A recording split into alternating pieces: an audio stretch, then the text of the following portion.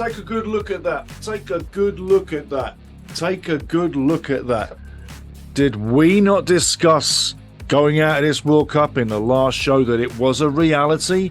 And let's face it, SINCLAIR didn't even show up. I tell you now, I'm going to take you through this. Blow by blow. The game, stats, woman of the match. I'll tell you what a great performance. You'll hear about that soon. The results, the table, and the implications and my thoughts on it when I summarize at the end of this.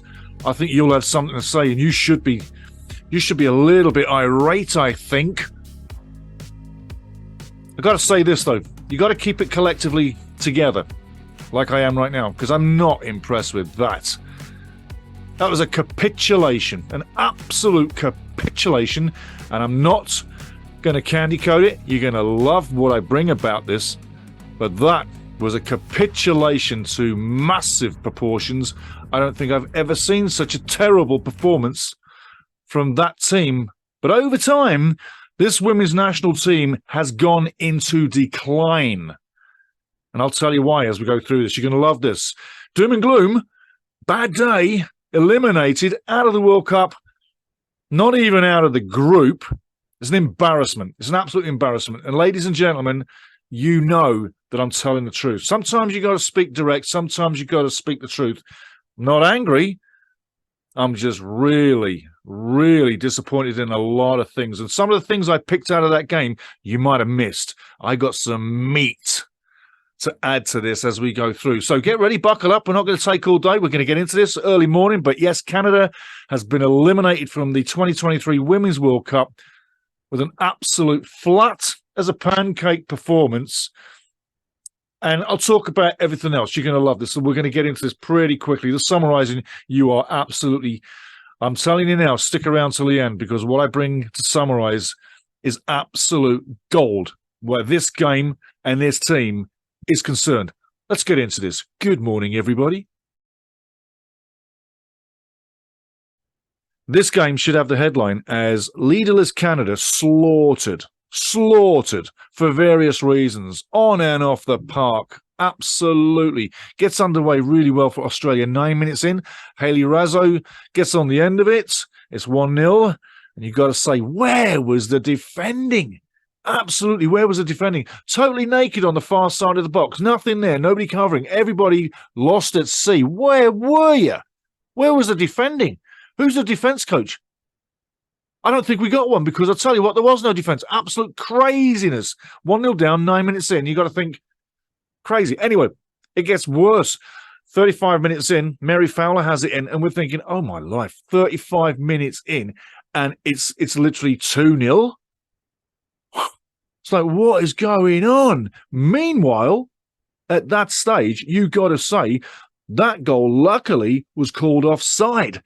And then Christine Sinclair, as you can see behind me, holds a bit of an inquest and basically says, do you want to pull your fingers out and like get your asses working? Because what you're bringing right now is probably the worst, weakest performance, togetherness, non-team effort that I've ever seen in years, ladies. Can we like get on the page and get on the same page, start working, get the passing game going, get the covering going, shut down the lines, get some width in the play, cover the red zone. You never covered the red zone for the complete game. As a team, we left the red zone wide open for Australia just to waltz right in, because the Matildas were waltzing all over Canada.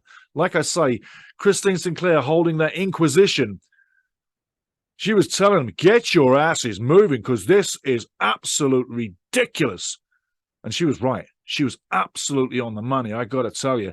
But eventually, on 39 minutes, well, Hayley Raso does have another word to say. The corner comes over, and it's a tap-in, and it's 2-0. And you're thinking, what the hell is going on? It should be 3-0. Canada's not even doing a damn thing. We've got nothing going forward. There's no creativity. Where's the brave players? Where's the braveness? I said we were going to come up against an absolute mountain of a crowd. And the atmosphere was fantastic for the home team. And then the passion, I told you about the passion of the Aussies.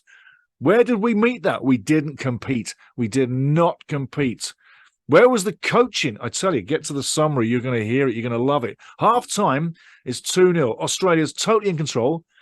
And like I say, Canada, get ready to be brave or get ready to fly home, because there's only one outcome here right now, and it looks like it's going to get worse. Second half gets under the way. It's the same game. There's no difference. Australia is winning the one-on-ones, bossing it, bossing the whole night, dictating what's going on, and letting Canada have the ball in areas where it really didn't matter. And when Canada would connect, they'd soon disconnect with the passing because it was way off. Nothing hit the mark. The passing was terrible. The interchange play was non-existent at times. And people like Leon up front and Sinclair, who later did go out, they had nothing to feed on. Hillis in the middle doing what she could. Tears as well at the end of it when they're going out.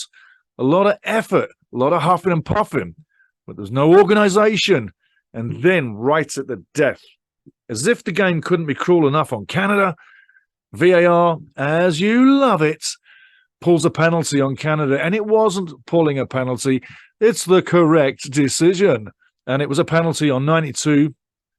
And in it goes. Stephanie Catley rams it home, just hammers it home. And Sheridan has no chance at all. On the night, Sheridan, top keeper in the world? What do you think? I think not. A lot of players on that team tonight didn't really get it done. So, moving along, let's get on to something different before we summarize. But you've got to say, let's take a look at the stats real quick.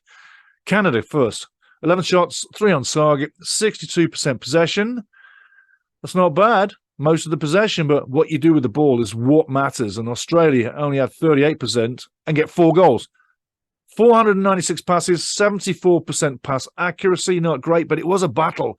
And both teams would cough up the ball all night long. 5 fouls, and at the end of the day, 5 corners. Australia, 10 shots, 6 on target, 4 goals. 6 on target, 4 goals. 38% possession, 315 passes, 64% pass accuracy. Low, but like I say, it was a battle. Coughing up the ball all night long. 8 fouls, 2 yellows, 1 offside, and 4 corners. Looking now at the woman of the match. Woman of the match who later got subbed out was Hayley Raso. 2 goals on the night, 1 on 9, 1 on 39. Fantastic performance, and looked like she had an absolute blast all night long. Now to summarise,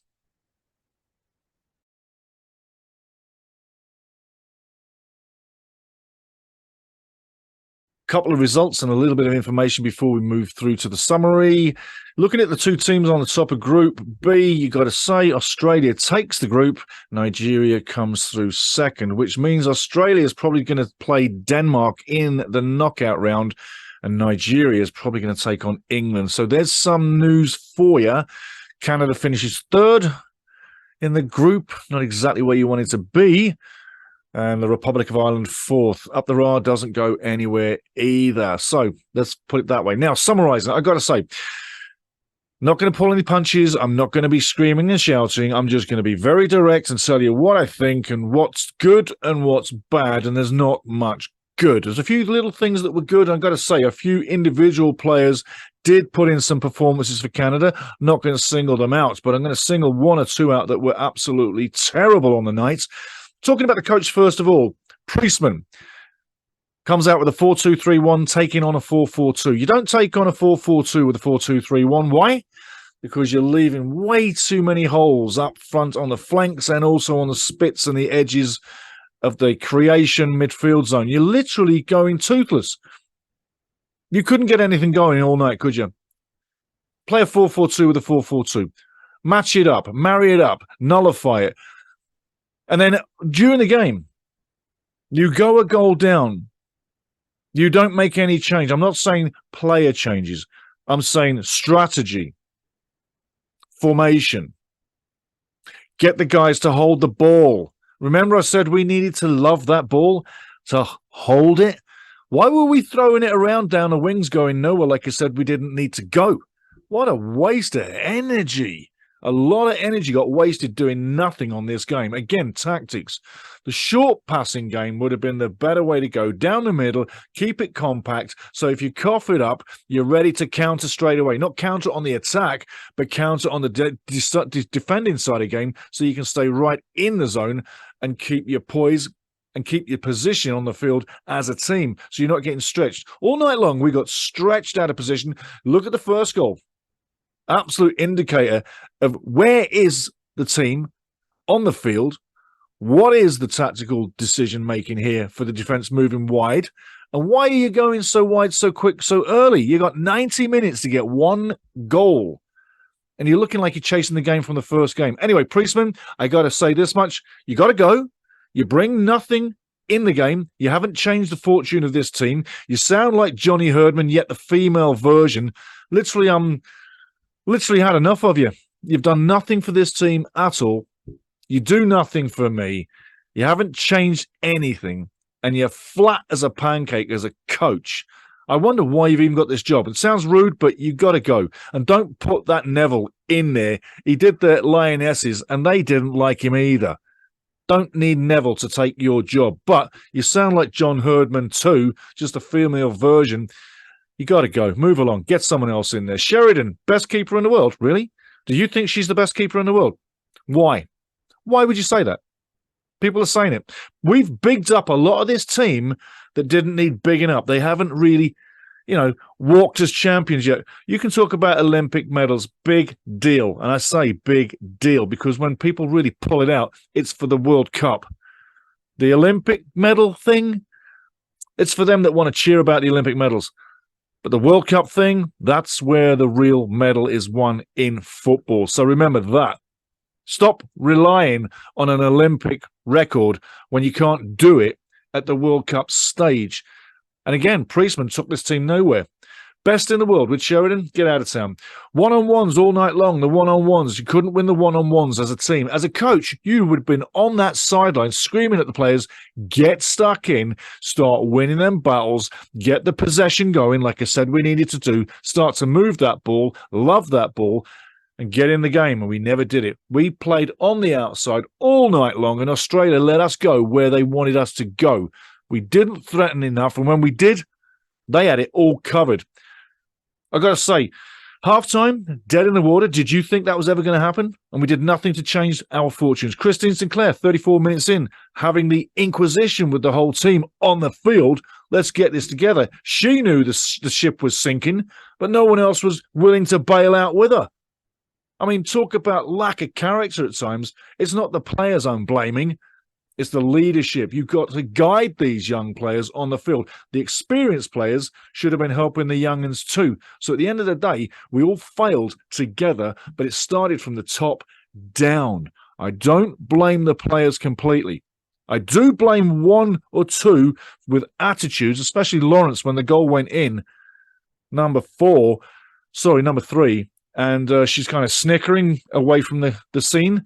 You want to look at that film again. You want to check your PVR because she's got a bit of a smirk on. And I'll tell you what, World Cup finals, take a goal, and you're smirking, tells me your mind is not in the right place. Tells me that maybe a lot of these players' minds are not in the right place. Maybe they weren't prepared for this game mentally at all. Physically, I think we're carrying a little bit of weight excess as well. We need to start thinning up and getting real fit because we moved so slow. It was unreal. The passion and the noise from that crowd spurned Australia on in that game. I told you that was coming too, and we needed to contend with that mentally, not just physically, and we didn't. We were destroyed in 45 minutes. We didn't get the basics right, and that was the most annoying thing of this performance. The basics.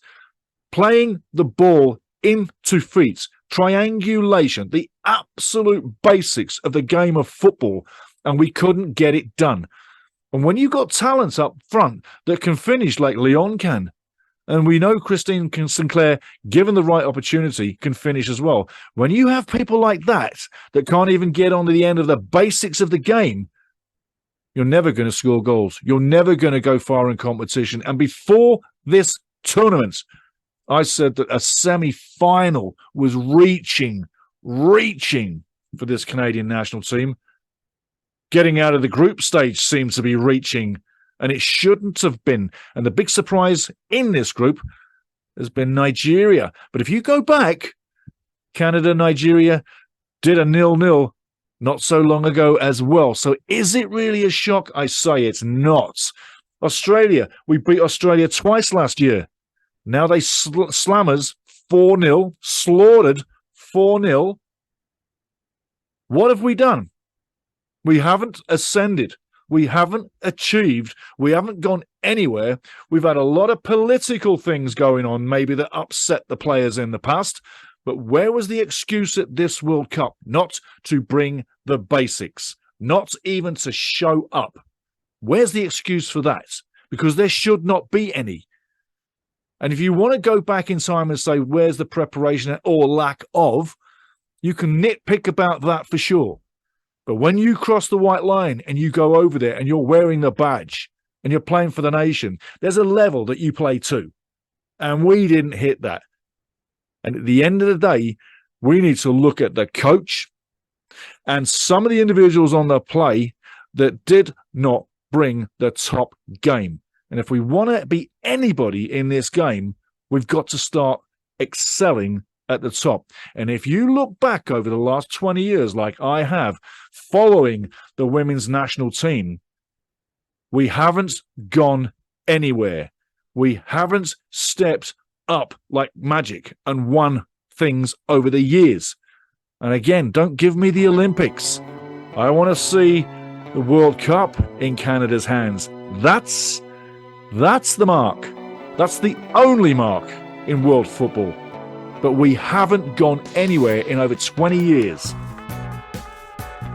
It's about time we got someone in the job that made it happen. We've had talent for years. We've had great players for years. But it hasn't happened. And why? Because we're leaderless. I'm going to leave it to you this way, but at the end of the day, Australia played a fantastic game. They played the game I said they would. We stood off. We didn't get brave enough. We didn't possess the ball. And the red zone was open like a gaping door swinging at the barn for everybody to walk in and out all night long. And Sheridan, who's not the world's number one, was powerless to stop pretty much anything. This was coming. This result has been coming for a long time. It's the kick up the ass you needed before a World Cup, not at a World Cup. We came up second best. And Priestman, you're to blame.